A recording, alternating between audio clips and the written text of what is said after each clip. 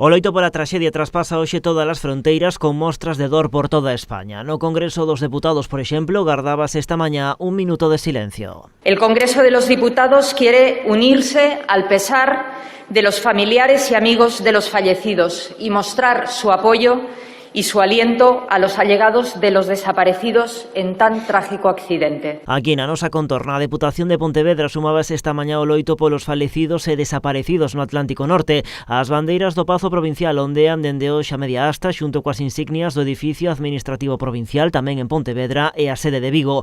Ademais, son moitas as persoas anónimas que apoian nestes momentos as familias con mostras como esta que gravamos esta mañá en Marín. Tamén os concellos e alcaldes e alcaldesas queren amosar a súa solidaridade cos mariñeiros do Villa de Pitanxo.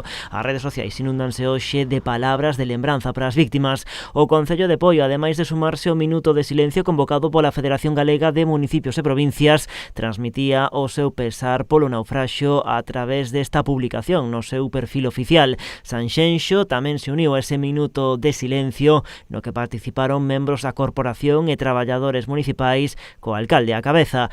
Mesmo acto tamén en Ribadumia que publicaba esta imaxe nas súas redes sociais acompañada dun crespón negro. Palabras tamén de apoio dende o Concello de Vilanova que tamén participaba esta mañá nese minuto de silencio e que enviaba folgos a través da internet ás familias e amigos dos falecidos. Tamén mostras de apoio dende os concellos do interior. A presidenta da Mancomunidade do Salnés e tamén a alcaldesa de Meis publicaba a primeira hora desta mañá unha mensaxe na que dende a súa localidade enviaban mostras de afecto, cariño e forza ás familias dos mariñeiros.